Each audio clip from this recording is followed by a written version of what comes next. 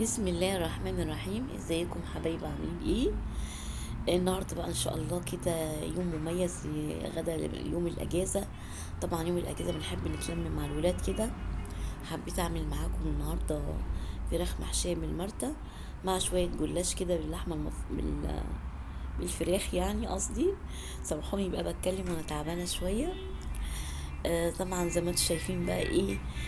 شويه ملوخيه كده حلوين وشويه محاشي. انا عملت المحشي كتير معاكم، بس انا يعني ايه، يعني بما ان الفيديو يعني لامم هنجيبه معاكم على السريع يعني. طبعا زي ما انتم شايفين بسم الله ما شاء الله، انا جايبه فراخ عتاقي بلدي. العتاقي البلدي بتبقى مميزه، بيبقى ليها طعم تحفه بصراحه، بتبقى عامله زي طعم البط كده يعني هي فراخ كده متنكره في بط يعني زي بعضه. وزي ما انتم شايفين بقى معانا شويه البصل اللي هو اللي هنعمله مرتة.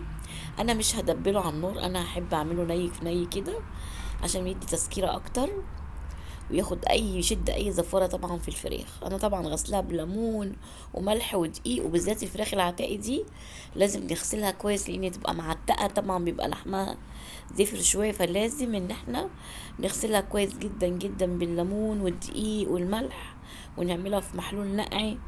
تمام. وطبعا زي ما انتم شايفين بقى ايه، طبعا حشيناها بالمرتة. وطبعا كتفناها كده، وهيكون معايا حلة كده، نغلي بقى مية وبتاع. انا فضلت بصراحة ان انا اعمل حلة الضغط، لان دي فراخ عتاقي بتاخد تسوية شوية. فطبعا عندي حلة الضغط، يفضل لو عندكم الحلة. لو مش عندكم الحلة ممكن بقى نضيف نوى البلح لو عارفين، او شوية سكر كده. يعني هتستوي معانا على طول ان شاء الله. تمام. وابتديت طبعا الحلة دي على فكرة مسعفة ومنجزة جدا في الأوقات يعني اللي هي بتبقى محتاجاها بصراحة. وطبعا زي ما انتم شايفين ايه ان انا قفلتها طبعا بإحكام. وهنبتدي نشوف الخطوة الجاية. معانا طبعا فلفل ألوان، معانا فراخ مقطعة مكعبات، معانا بصل، كمية بصل حلوة كده. وابتديت طبعا انزل بتتبيلة الفراخ اللي هي فلفل اسمر وملح وشوية من توابل الفراخ. تمام. هنا حضرت كده معلقتين من الزيت على قطعة من الزبدة، وابتديت ان انا ايه يعني ادعهم كده، وهننزل عليهم بالفراخ طبعا ناخد صدمة كده وتغير لونها. هبتدي ان انا انزل بالفلفل الالوان. تمام.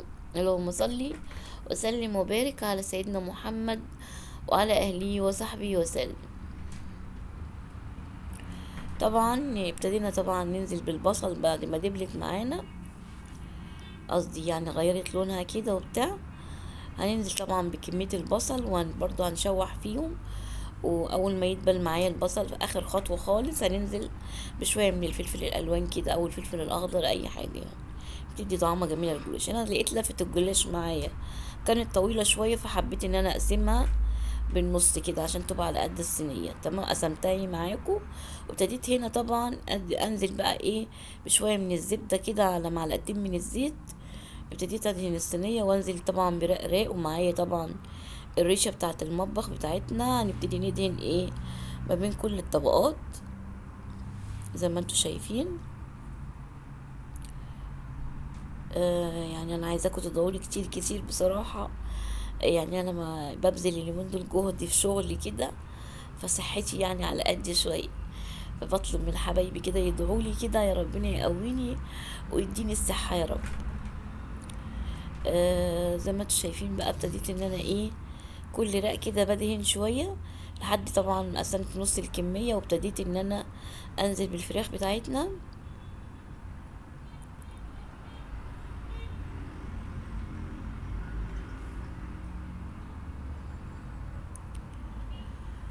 وطبعا هضيف بقية لفة الجلاش. الجلاش على فكرة بطريقة الفراخ يعني بيبقى أطعم من اللحمة المفرومة كمان بصراحة، يعني بيبقى لذيذ كده وبتاع. وخصوصا ضفنا معاه فلفل ألوان فبيبقى تحفة جدا. طبعا عملت الكمية كلها، ابتدي أرصص بقية كمية الجلاش اللي معايا. وطبعا ايه هنبتدي ان احنا نقطعها. طبعا لازم نقطع الجلاش الأول قبل ما طبعا ما نضيف عليه اللبن والبيض. تمام. هنبتدي بقى نقطعه كده زي ما انتم شايفين. هنا جبت الخطوات كلها بتاعت الجلاش عشان انا مركزة الفيديو النهاردة ان شاء الله على الجلاش وعلى الفراخ. المحاشي انا عملتها معاكم كتير كتير، فبعمل لكم خطوة خطوة كده يعني ما يرضي الله كده عشان بناتنا يتعلموا ازاي بنقطع الجلاش.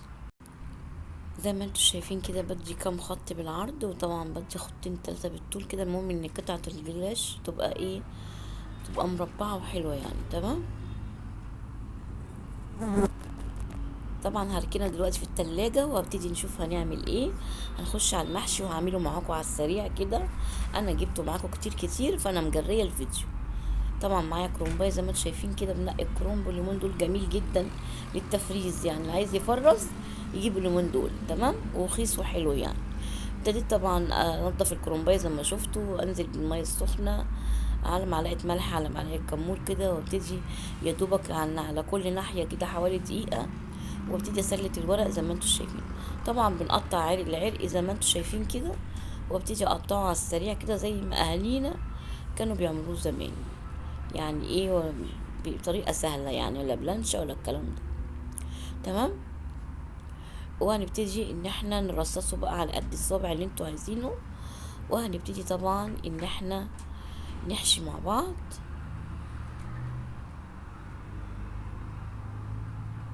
لا يا ربي الاول معلش سامحوني بقى. الاول ايه، هنسبك يعني. الفيديو بقاله كتير على الاستوديو فانا نسيت الخطوات بصراحة. هنسبك طبعا بصلتين تلاتة حلوين على قرنين من الفلفل مفرومين مع بعض، دبلناهم. نزلنا بعصير طماطم. طبعا اول ما الصلصه اتصلصلت معايا، طبعا ايه، نزلنا بالتوابل المشكله، الخضره قصدي التوابل يعني، كمون على الكزبره على البهارات المحشي. وابتدينا نقطع الخضره ونقلب الرز مع الصلصه كده. تمام. ونبتدي بقى نحشي. انا جايبه لكم خطوات سريعه سريعه كده علشان طبعا انا جبت في المحشي معاكم كتير جدا. تمام. آه اللهم صل وسلم وبارك على سيدنا محمد وعلى اهله وصحبه وسلم. وزي ما قلت لبناتنا كده ما نحاولش ننطر لا رز ولا اي حاجه من دي. تمام. يعني الرك كده، بصوا الحله زي الفل، مفيش رزايه تتنتر في الحله. طبعا هنا معايا بيضاية مع كوباية من اللبن مع شوية من الفلفل الأسمر والملح. وابتدينا ان احنا طبعا نربهم مع بعض كده ونسقي الجلاش علشان هندخله الفرن. وهنا معايا خلطة الفراخ اللي انا معودتكم عليها. هتلاقوا الطريقة بتاعتها على الفيديو اللي هو الفيديوهات يعني. مش فاكرة اني فيديو، بس هو في الفيديوهات القديمة يعني. المهم وهنبتدي ندهنها، وضفت عليهم معلقة من الزبدة كده عشان تاخد ايه على خلطة الفراخ، عشان تاخد معانا لون يعني حلو.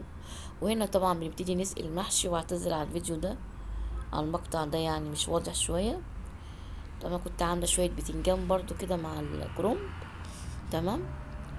طبعا بنسقي المحشي بالطريقة ان احنا اخر صف يا دوبك تبقى تحتيه الشوربة. اوكي. هنا طبعا بنعمل شوية ملوخية فورناهم كده على السريع. وهنبتدي ان احنا طبعا طشة بقى وبتاع. مش قادرة اتكلم والله. احنا هنجيب لنا مترجم بعد كده. طبعا الحاجة خلصت معانا زي ما انتم شايفين كده، بسم الله ما شاء الله. يعني الاكل جميل جدا والولاد كانوا مبسوطين، ولادنا يعني. بسم الله ما شاء الله.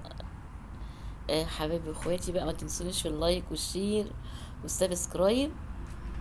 السلام عليكم ورحمة الله وبركاته.